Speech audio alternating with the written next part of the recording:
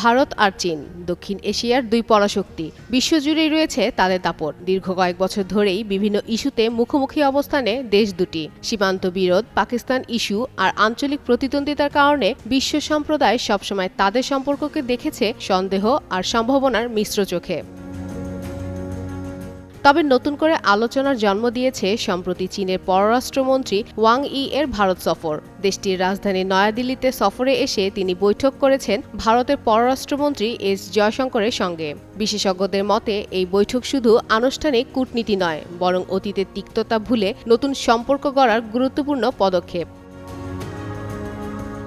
এছাড়া সম্পর্ক উন্নয়নের পিছে অন্যতম আরেকটি কারণ হল অর্থনীতি। মার্কিন প্রেসিডেন্ট ডোনাল্ড ট্রাম্পের উচ্চ শুল্ক নীতি চীন ও ভারতের বাণিজ্যে বড় ধাক্কা দিয়েছে। ফলে রপ্তানি ও আমদানি দুদিকেই ক্ষতি হচ্ছে। আর এ কারণেই দুই দেশ নিজেদের দূরত্ব কমিয়ে ঘনিষ্ঠ হওয়ার চেষ্টা করছে। বৈঠকে ওয়াং ই বলেন, বৈশ্বিক চ্যালেঞ্জ মোকাবেলায় ভারত চীনের সহযোগিতা অপরিহার্য।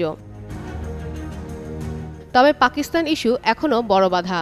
বেজিং দীর্ঘদিন ধরে ইসলামাবাদের ঘনিষ্ঠ মিত্র, আর দিল্লির কাছে পাকিস্তান অন্যতম নিরাপত্তা হুমকি।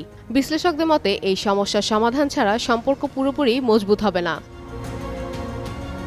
তারপরও কিছুটা আশার আলো আছে বলে বলছেন বিশ্লেষকরা। ব্রিক্স, এসিও ও জলবায়ু পরিবর্তনের মতো আন্তর্জাতিক প্ল্যাটফর্মে ভারত চীন একসঙ্গে কাজ করছে। এই সহযোগিতা আরও গভীর হলে শুধু এশিয়া নয়, বৈশ্বিক অর্থনীতিতেও ইতিবাচক প্রভাব ফেলতে পারে।